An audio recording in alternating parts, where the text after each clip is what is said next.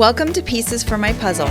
I'm your host, Nikki Ship, and I'm excited to be sharing with you my life with a son on the spectrum. This podcast is for anyone who is looking for quick tips and perspective, but most of all, for hope and inspiration. So sit back, relax, and let's put the pieces together.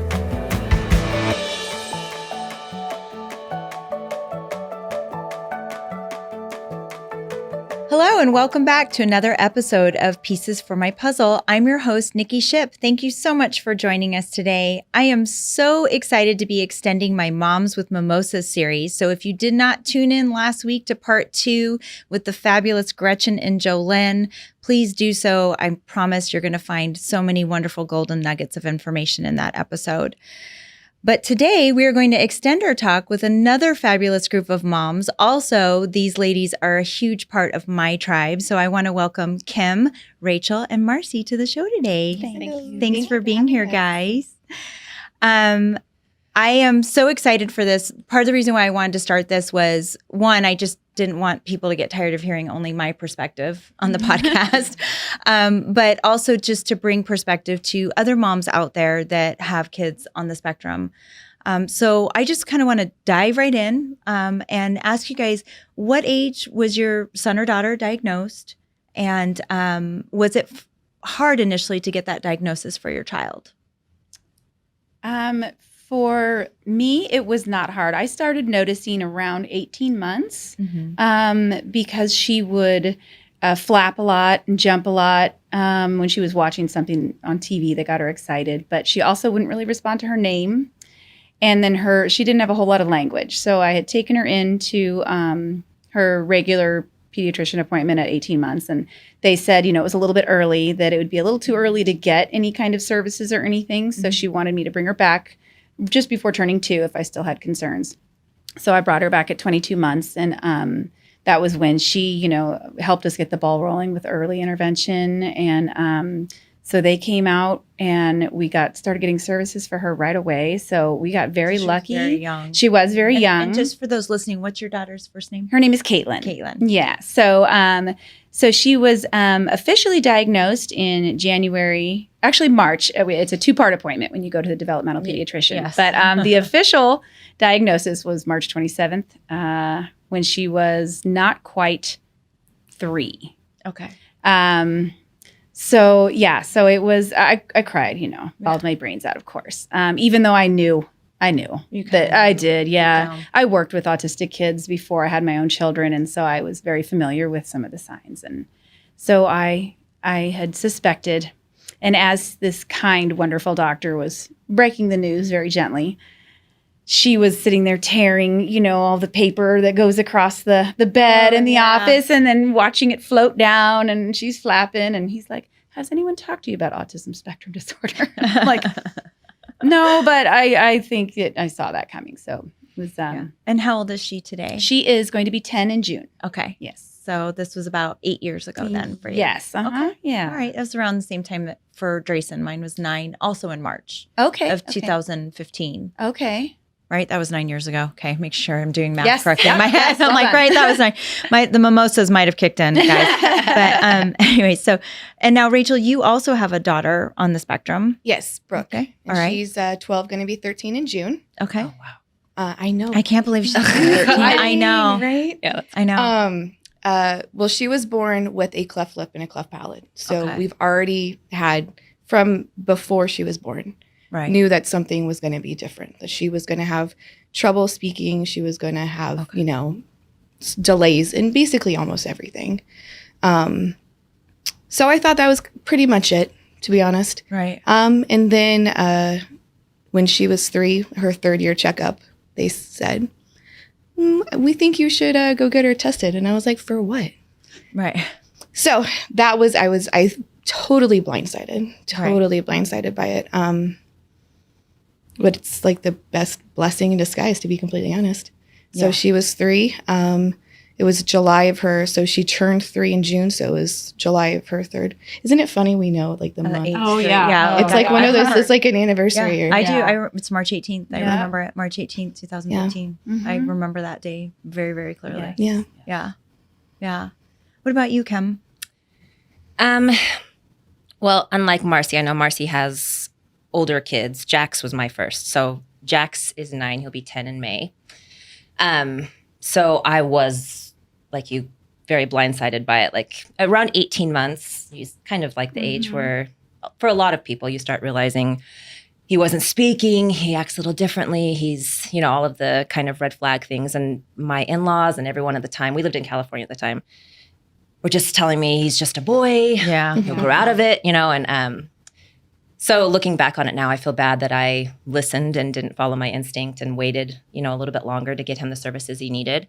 But to be honest, too, I wasn't as accepting either of the diagnosis, and we put it off for a long time just because I was afraid of what all that would mean. Of course. So we didn't officially get him diagnosed until when he was about 3.5. I don't know the exact date, you guys, but he was about 3.5, and we were back in Idaho at the time. So in Idaho, too, it's a lot different. I know most of you who know me realize we moved to Arizona because of the services and stuff. Same. Here. In Idaho, it's awful. And he was basically in a padded room, at school. And they were very, very nice people, but tried pushing the way they teach on him, and he wasn't responding well. He's largely non-communicative. He's gotten a lot better, and he does speak quite a bit now. When prompted, especially. But so that was really hard. So when we moved here, we got all the services we need. That's how obviously we've all found each other through the school that we're at currently. And it's gotten a lot better. But at the beginning, it was pretty hard. And the struggle with the diagnosis, I think, is always the hardest, because you do feel like you get sidewalled, right? And you're not quite sure. And then something I mentioned with, Gretchen and Jolene when they were on was that you're also combating all the questions you get from friends and family. Oh, yeah. You hear about the diagnosis and now they're asking all these questions, and it's like, I didn't even know how to answer them because I didn't even know really what autism was. I mean, I knew of it, but I didn't know. Or where you go from there. Right. And so when you're navigating all of that, and then also with your friends and family coming at you asking, 20 questions, I felt very defeated in the beginning. Of Dryson's diagnosis. A lot of denial and almost like a stage of grief. That's exactly what it is. You have to grieve the idea that you thought your child was going to be. Yeah, I pictured Brooke going to college and, doing all of the typical things that I do and that typical people do. And having to literally mourn that person that I had in my head, to mourn that loss. Yeah. To accept a new person. Yeah. And I think it's healthy. I think if you don't let go of the idea of something that you had, you're never going to be accepting or willing to open up about anything else. Right. And to move forward. Yeah. I felt, and my husband, Pat, struggled more with it than I did. My stage of grief, so to speak, ended much sooner than his. Sometimes he still has almost tinges of it now, even today. Drayson's 12, will be 13 in February. Feels so weird to say that, but teenager.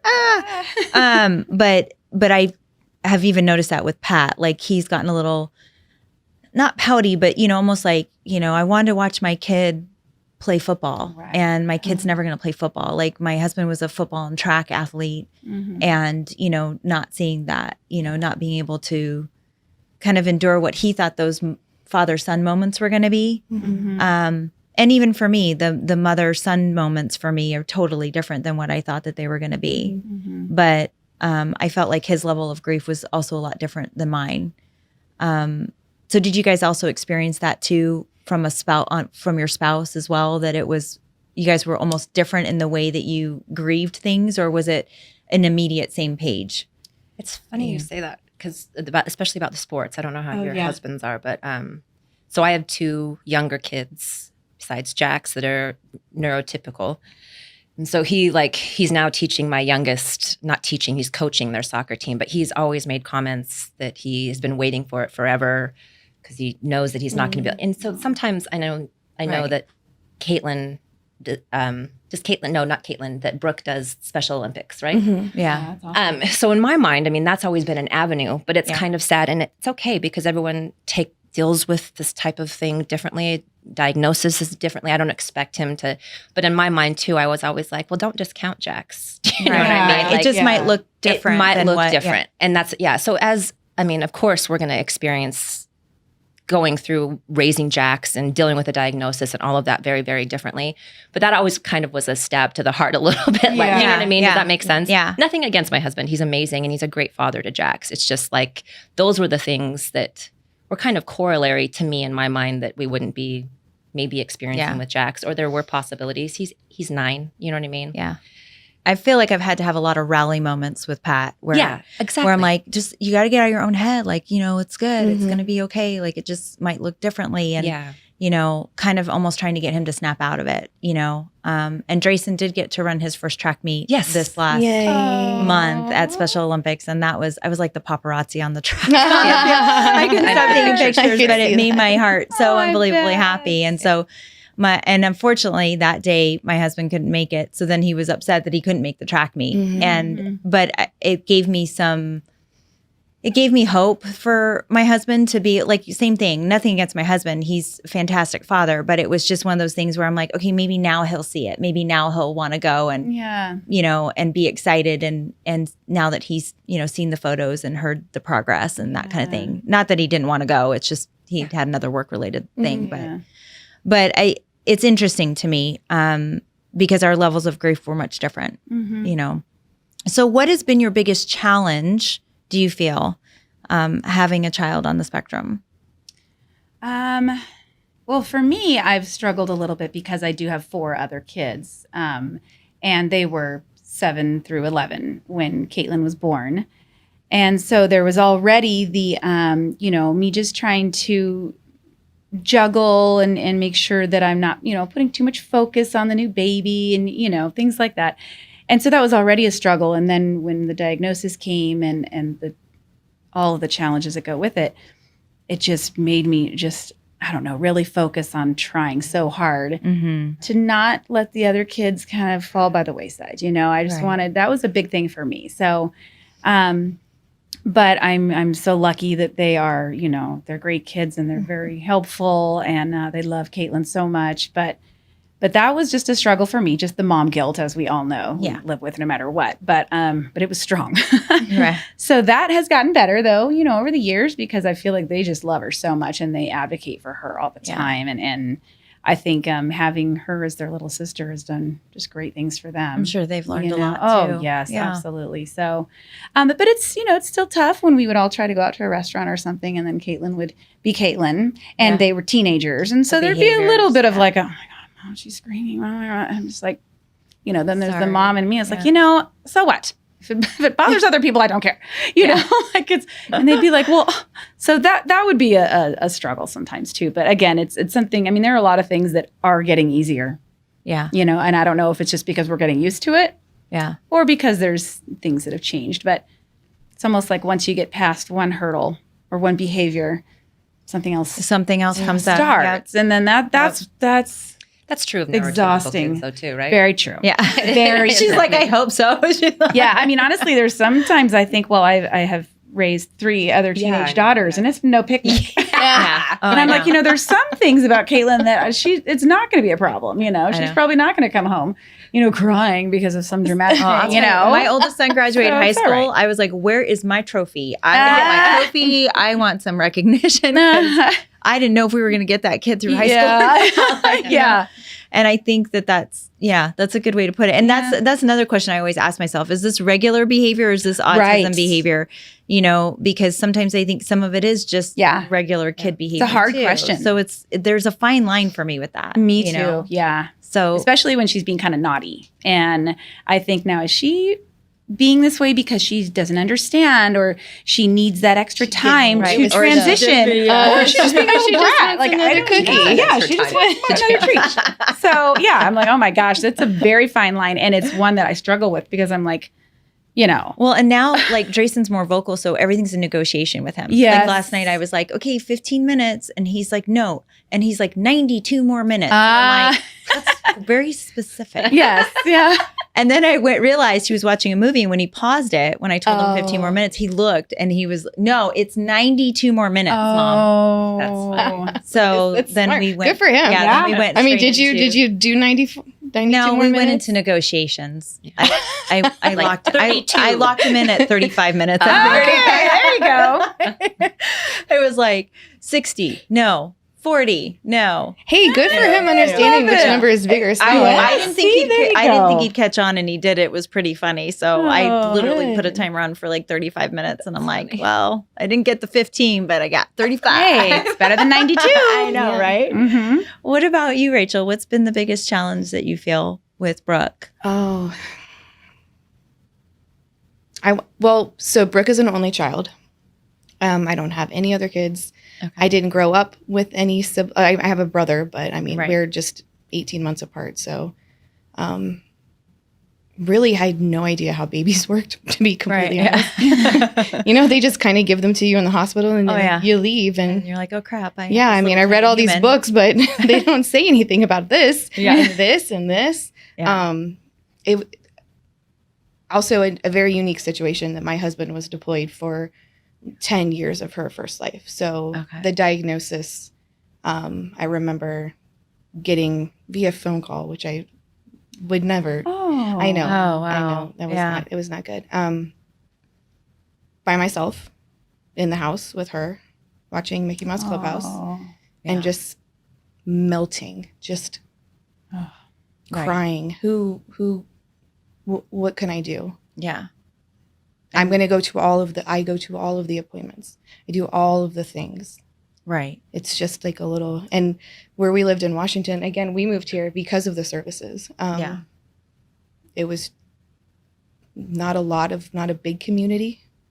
So finding this, Yeah. we lived in a very small town outside of Seattle, maybe 7,000 people. Okay. And then here, I mean, Chandler and Gilbert, so many, and we see bigger. somebody everywhere we go. Yeah. Everywhere. Yeah. Yeah. Just because of this little community, through like the city, through the school, Special Olympics, all these little like clubs she's in, Yeah. speech. Mhm. We Yes. didn't even know Found we had the same speech We have the therapist. same- Yeah. Oh my gosh. Yeah. that our world has been so open and blessed. Mm-hmm. Yeah. So for you, it was probably just finding that additional support that you needed because was. your husband wasn't Right. available. And then It was- talking about him grieving, I mean, he had absolutely no idea because he'd come home for 6 weeks and then leave for another 3 months and then come home and then leave again. Yeah. So he never really understood and got a chance to click with her yet until we moved here and he retired. And Really saw. but yeah, More the of the community, dynamic, the friendship, this, Yeah. Yeah. the text at like 2 a.m. when I'm like, oh my gosh, I just can't. Yeah. I can't deal. Those are Like, so yeah. nice. Yeah. Or the am I going crazy text. I feel like Mhm. sometimes I send text messages like, is it just me? Or Yeah. like, is it okay? Like, I just need to have that freak out moment for just a Mhm. second. And you just know? somebody who understands. I mean, Yes. Yeah. I mean, you can call your mom. My mom is Yeah. very wonderful and loving, but she doesn't live with it day to day. So she, Right. why isn't she sitting at the restaurant all the time? And I'm like, well, sometimes. Right. Why isn't gotta she let stuff talking or engaging or, yeah, Right. Yeah. So but then when I talk to you, you're like, oh yeah. it's normal. Yeah. Uh-huh. And it would always start to annoy me too when like friends or family would try to fix it. Yeah. Oh, you should just do this. I'm like, do you totally. think I Yeah. haven't tried Right. that before? Mhm. Go ahead, you do it and see how it works Yes. out. Oh, yeah. It's like almost like that level of I tried not to get so defensive. Yeah. I would yeah. feel really defensive Yes. over it, and I would try really hard not to. So, what Mhm. about you, Kim? What's been your biggest challenge? I think it's kind of facets of both of what you said. The biggest challenge, obviously, too, was when Jax was first diagnosed. We were in Idaho, like I said, and much like when you were in Washington, you just don't know where to go. You know what I mean? Like even after the diagnosis, they were very nice about it. You know what I mean? The way they broke the news, they gave me pamphlets. Do you know what I mean? Like, Here's a The pamphlet. pamphlets. Yeah. yeah. But Yeah. it's getting the services that was Yeah. difficult. A lot of the mom guilt as well, like my Mhm. two youngers. I have a daughter. She's the middle child. She is very much the middle child. Mm. And I find her covering a lot for Jax, like situations going to the dentist. I'm sure you guys all love. But we have Dr. A is the best dentist in the world now. And Jax doesn't have the problems he used to. It was like holding him down, haircuts, dentist. Yeah. But my daughter, so she came to the dentist with Jax maybe, 6 months ago.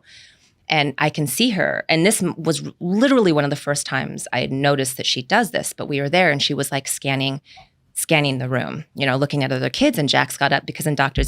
A's like office, they have arcade machines, they have different things. Yeah. And so Jax, of course, wanders and wants to play. And Evie got up and was like blocking him from other kids. And like, and I mean, am I the one that like put this onus on her to feel like she, you know what I mean? So those types of things I will always, it'll always sit hard with me. On the other hand, she's one of the most empathetic people I know. You could look at that another way. Yeah. So I think that is probably one of the largest challenges is realizing, I mean, that's true of any mom and any kids. I mean, anyone that's been in here is probably told you parent kids differently. But in this situation, I mean, you really parent kids differently. And so that's been really hard to try to navigate, I think, those issues. But you've been so good. Yeah.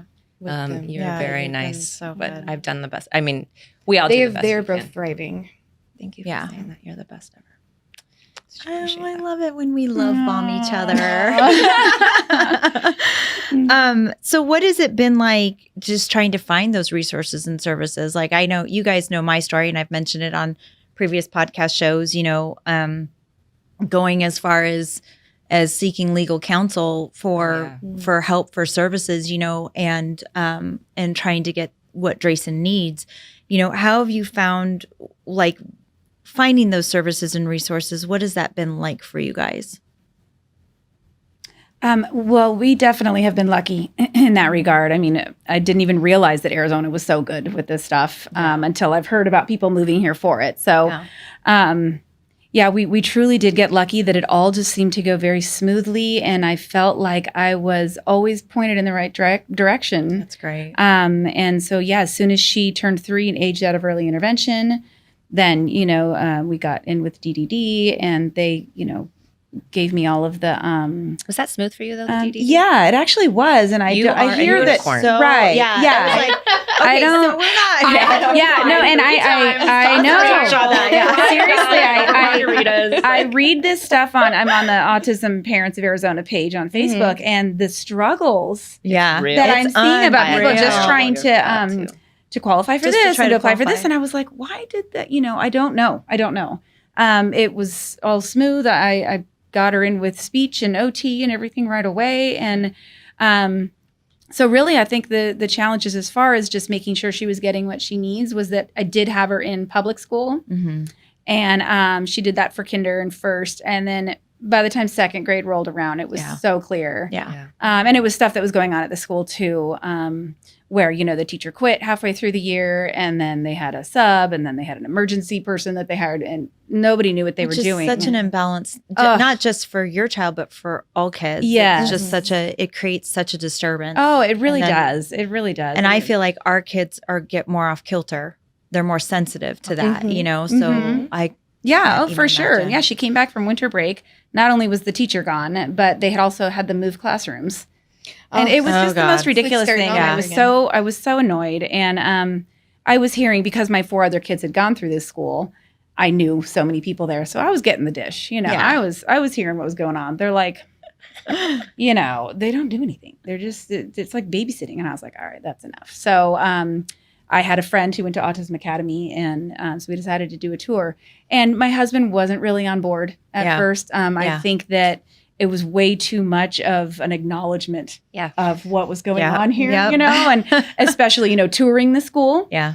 And as we're going, we couldn't go into this one classroom because there was a behavior incident happening and things like that. And I think when we left there, he just was no, I don't think that's the right place.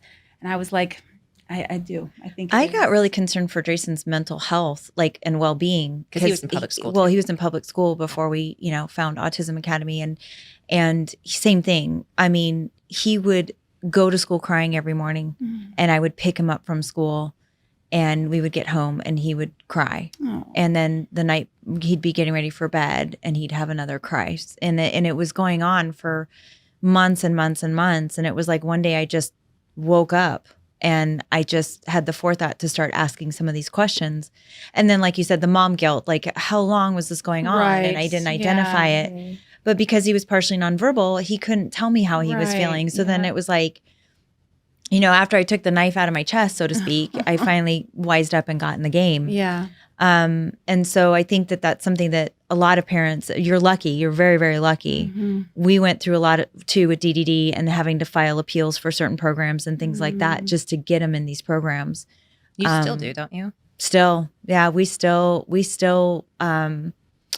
now we're just having a change in like our HAB providers and stuff. So trying to find a HAB provider right now has been... That's a nightmare. the shortage. So if anyone in Arizona is interested in becoming a HAB provider, same with respite. Want you to know, we're very easy. You got a whole bunch of moms here looking. Okay. Same with respite though. And so we did try that for a while. And the people that showed up, they were, young girls. Typically, it was teenage girls. Yeah. And I was just like, are you serious? Like, why are you even here? Right. You're on your phone. Right. It was terrible. So again, I'm fortunate having the older kids. You can have one of your own children be respite. So my daughter Megan went through all That's awesome. is works with the agency and did all the trainings. And so she is Caitlin's official That's awesome. respite provider. And of course she's, loves her. We were lucky. We had one HAB provider. We had her for years and years. I think almost 6 years.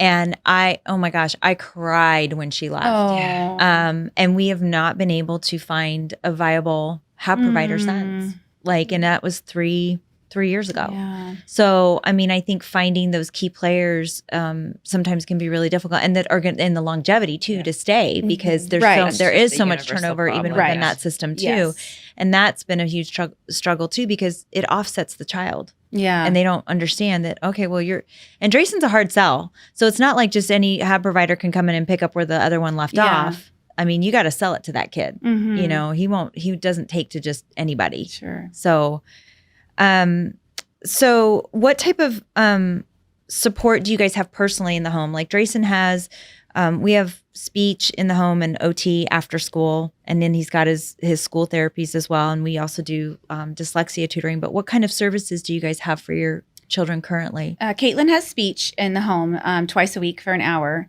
And she did have OT for a while, but there was going to be a scheduling conflict, and speech that's Caitlin's biggest struggle is communication and language. So I really wanted to focus on that. Yes. So she does have speech and OT in school. And I feel like she has an amazing speech therapist that we love. Is the same one that Brooke has, and I love she's just a doll, and it is very hard to find somebody who your child will respond to, but who also just has that kind of patience and just the heart for it, where where they can where they just love them. Yeah, because you kind of have to have that going on. You have to have. Like, you love them. Right. Otherwise, you're going to be just so frustrated. It's hard enough as their moms, right? Like, so if you can find somebody providing these services who is just so sweet too, and kind and patient with your little baby. Well, and you're bringing them into your family dynamic. You're bringing them into your house. Yeah. She watches me cook. Yeah, right. It's 5:30 to 6:30. Yeah. I'm like, let's go. Yeah, exactly. Yeah. Hop on in. Yeah. Grab a knife. So, it's true. They kind of, you have to find somebody that's willing to integrate with your household. Yes, for sure. And that's really intrusive at first. Yes. It is. Yeah. We were used to, clinic, clinic services in Idaho, everywhere we went.